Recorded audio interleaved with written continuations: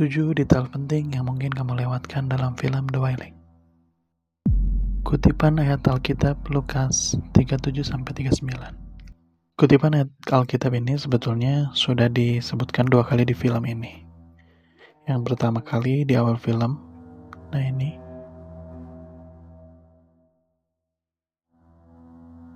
Dan yang kedua kali di akhir film ketika si kakek Jepang bertemu dengan si pendeta.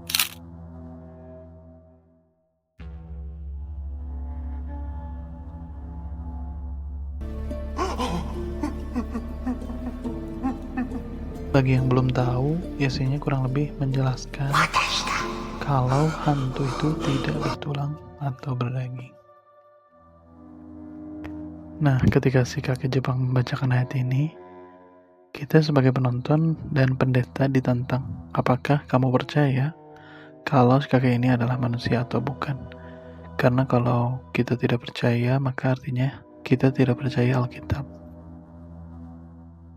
2. Adegan memancing. Diperlihatkan beberapa kali si kakek Jepang sedang memancing di sungai. Nih. Nah, maksud dari adegan memancing ini merupakan petunjuk bagaimana cara si kakek Jepang ini mencari mangsanya. Si kakek Jepang memang tidak pernah mengincar mangsanya secara spesifik, tapi dia hanya memancing orang-orang yang mendekatinya, atau mengganggunya, atau mencurigainya. Nah, kenapa kita bisa tahu? Hal ini juga dikonfirmasi oleh si Saman. Kalau si kakek Jepang itu tidak mengincar targetnya secara spesifik. 왜 하필이면 우리 네 딸내미냐고. 그 어린 것이 무슨 죄를 졌다고니. 예. 자네 낚시할 적에 뭐 어떤 게 걸려 나올지 알고 한가? 아, 그놈은 낚시를 하는 거요. 뭐가 딸려 나올지는 몰랐겠지 지도. 그놈 3. Bunga Lily of the Valley. Kalau kalian sadari, nah kita sering banget ngelihat ada bunga lili yang digantung dan dipajang di rumah para korban. Nah, bunga lili ini sebenarnya adalah jimat pelindung dari roh pelindung untuk menghalau si roh jahat. Nah, karena di beberapa tradisi di dunia memang diceritakan kalau bunga lili ini memang bisa menangkal dan melindungi kita dari roh jahat. Ini contoh-contohnya. Bahkan ada mitos yang menyebutkan kalau bunga lili ini tumbuh dari air mata perawan Maria. Namun ketika si korban berhasil dirasuki dan dikelabui, maka bunga lili ini akan layu. Nih, seperti yang ini. Artinya si roh jahat berhasil merasuki korban atau berhasil menang. 4. Penampakan si kakek Jepang apakah mimpi atau nyata? Mungkin banyak yang mengira penampakan si kakek Jepang itu hanyalah mimpi. Nah, seperti kejadian ini ya. Tapi kejadian tersebut sebetulnya memang terjadi dan nyata. Hanya saja memang sutradara berusaha membuat kejadian itu seakan-akan tidak terjadi atau tidak nyata. Nah, kenapa kita bisa tahu buktinya? Salah satunya adalah ketika pertama kali ke gunung saat hendak ke rumah si kakek Jepang. Ketika si kakek memakan bangkai rusa, nih yang ini, ditemukan lagi rusa bangkainya gitu. Kemudian yang kedua ketika si polisi atau Jungo sedang menjaga rumah bekas yang habis kebakaran. Kejadian itu dibenarkan oleh si roh pelindung si cewek ini, bahwa si roh jahat memang bertemu dengan polisi itu, bahwa yang dialaminya bukanlah mimpi.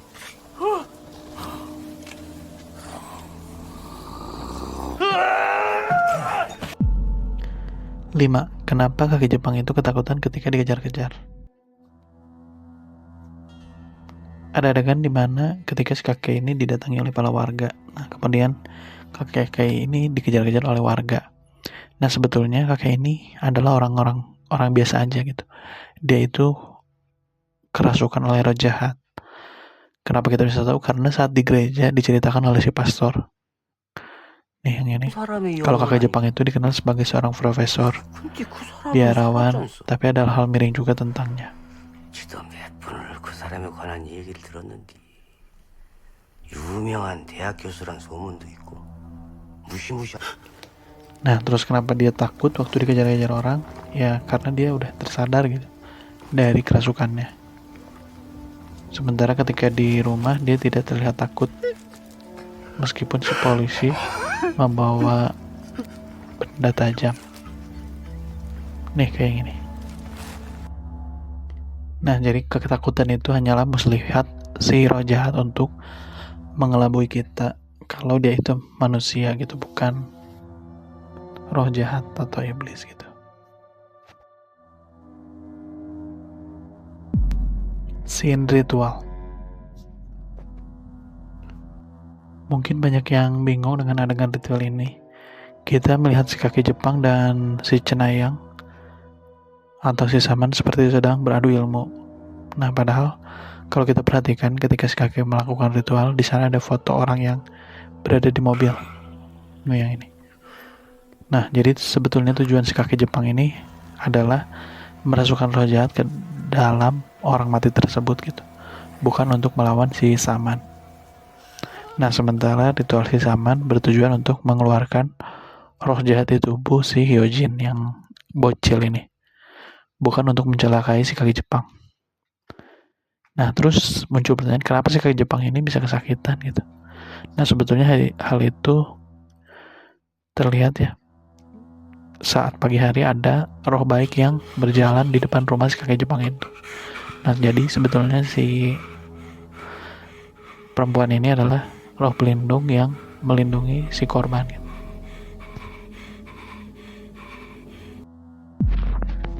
Intensi atau niat si Saman. Kita dibuat bingung dengan sebetulnya niat si Saman ini apa gitu. Nah, ternyata sebetulnya kalau kalian sadari, niat si Saman ini adalah mencari keuntungan saja dari korban-korban yang kerasukan gitu. Ini bisa dilihat dari percakapan ini nih. 그 귀신놈한테 살을 날릴 거예요. Nah, kemudian hal ini dikonfirmasi oleh si roh pelindung ketika mengobrol dengan Junggo, si polisi ya. Nah, ketika yang ini. 알겠냐고.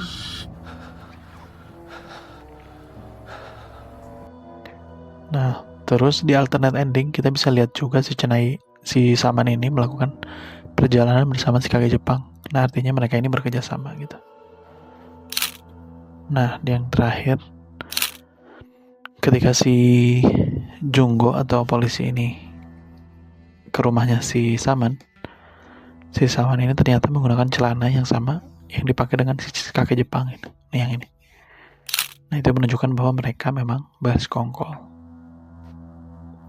Nah, mungkin cukup sekian. Itulah detail-detail yang saya temukan di film The Wailing. Mungkin barangkali ada yang mau ditambahkan, silahkan komen ya. Jangan lupa di like, di subscribe. Terima kasih yang udah nonton.